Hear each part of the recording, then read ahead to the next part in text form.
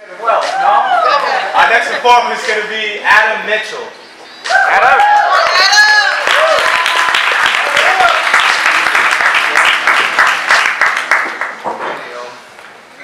Thank you very much for coming here. I am honored to be among such expressive and passionate people. And there are a lot of differences. And how we deal with differences, this is my plug, is a major issue of human behavior on the planet, right? You could talk about how we deal with disability. You could talk about how we deal with color of hue. Albinos in Africa are meat for magic. And if we feel like meat, if we feel measured as an inferior grade, if we measure the world that we share, others, and how we deal with it. This isn't even my poem. This is my plug. Neurodiversity, TC, deals with otherness. And I want to collaborate with every one of you who's grappling with how we deal with otherness. I respect difference of opinion, and I offer you my poem, which may differ from your own. I saw the face of God today on the decomposing colors of a fallen man. I didn't take it to sell on eBay because it didn't look much like Jesus or his mother weeping. Merely the decomposing colors of a fallen leaf. The very face of God. Thank you.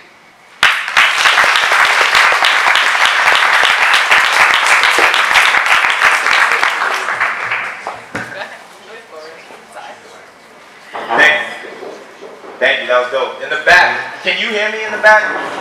Wave if you can hear me. Say hey. Alright, so y'all can hear me. No? You can't hear me? Can you hear me now? So when you come up to the mic, we ask that you try to speak from your diaphragm and loud. Vociferate, like it is a process, like your life depends on it. Yeah, because people in the back, we want them to hear too, and they're having a little bit of difficulty in the back. We'll switch the mics. Yeah, does this work? No, I was just speaking loudly, but that's my protest voice. My mic don't sound the same?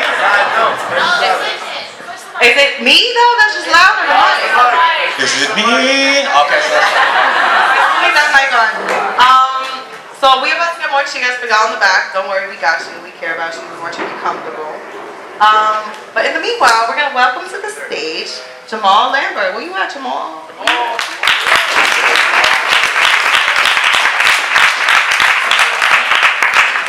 You in here in 5, 4, 3. come on, Jamal. 2. Well, no, they just moving chairs. Alright, so then we're gonna put you on the back of the list, and then, you know, we have enough time. So you want okay, the next performer will be Sardana. I always turn it into like a Spanish thing if I can't pronounce it right. Actually, her name is... It's her first name. Drishki. Did I say it right? See, that's not solidarity, man.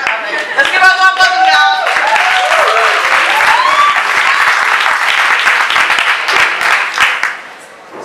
So Patrick's to blame because I told him in an email. I said.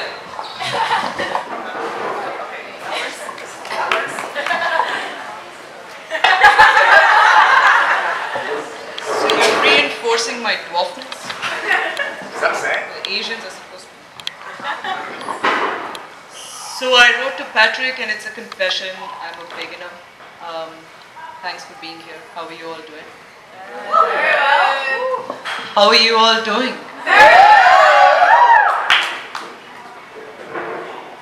So, and by the way, bigotry is the disease of ignorance, of morbid minds, and yes, of the enthusiasm of the free and of the buoyant. Where there is neither Greek nor Jew, and so neither circumcision nor uncircumcision. Barbarian, Scythian, born or free, Bigotry lies there where strips of sunlight splinch the shadows in the gate of snails and their molten glass trails in the settling dust and in the trebling cobwebs and in the blinking and the rotting and in the white glare of the hot meals. And then he asked, is it silence if you can see it? The silent curl of the burning paper and the ember glow and the writing in the air and the crumbling black. I've been to a place twice. Oh yes, I've been to a place twice. Once in the bustling daylight and the other later in the imagination when sleep sings in slow breath and time smudges night. I go there again and again and again and again, and those charred souls of dying lambs, of the brim over to meet the dark, and of those whose wicks lie limp, swollen with oil and hope, pale, glistening, yellow like stained teeth, teeth so sharp that they leave marks, deep crimson bruises and marks. The winds sweep their burnt, slippery scents through the hollow pathways. A few flecks reach where the stone gods rest amongst fragrant bribes. Fury, those bigots said. Fury is the color of a fresh scar, dark in the middle and a crimson smudge around. The mute red scream of snapped capillaries. Oh, and would you like the rain then if it asked before pouring? Would you like the rain then if it was mindful not to dive into clothes drooping over the line? Brutish plotting. They had just about tried. If it did not startle those shy fragrances and make them dash out from their earthy retreat, if it sprayed evenly, careful not to dig up puzzles, or make raging seas for paper boats, would you like it if it tiptoed past the window pane, politely not disturbing, not making drippy faces, urging you out, drying clothes and frolicking children were snatched out of the downpour? Would you like it then? The sudden rain had bruised the earth and ousted its fragrance, but its onset was less than appreciated. The hustle and the bustle made the house look like a panicking infant, crying and screeching as if burning, but I was upstairs. She was stone still. Her tears did not gush out but languidly flowed down like molten iron. I even thought I saw her skin steaming. As the drops scorched down the bulge of her cheek, I was 7 leaning against the newly polished doorframe. I walked up till there, hearing this, for the soul may cry silently, but it is the most deafening. I said I moved, and moved. But those were deaf ears of years and years and years. I've been telling them, I am moved. Absence is sudden, they said. If it will startle you like a quiet guest who unexpectedly cracks a good joke, they said.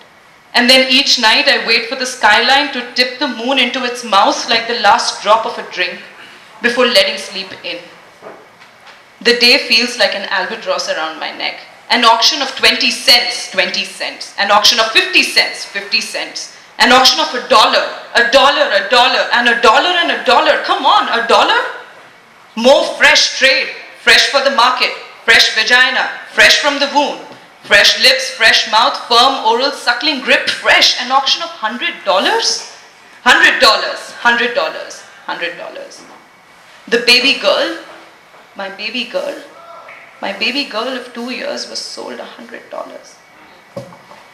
Sitting around everyone, talking, laughing, wine glasses in hand, Christmas decorations shimmering in the yellow light and the cane waiting, I think of you.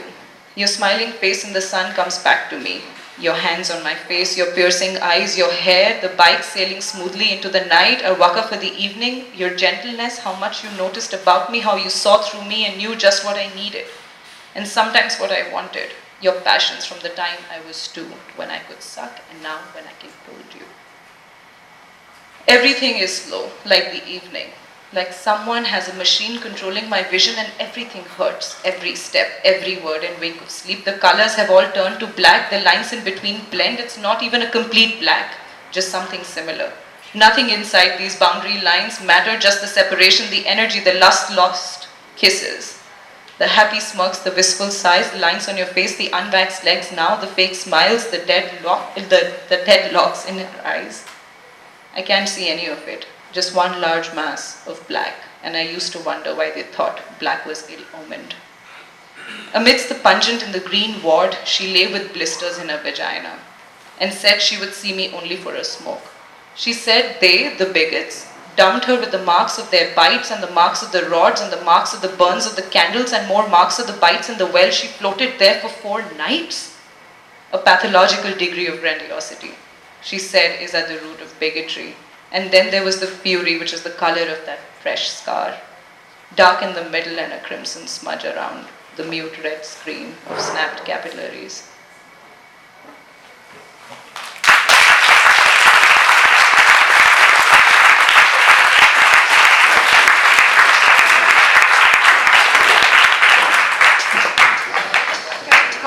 I'm gonna be crying all the time. You can't be doing That's that. so good. Thank you. Oh, you next? Oh, we're done. Alright, so let's give a warm welcome to Lasted, aka Patrick, aka Williamson. Guys, thank you. Give it up.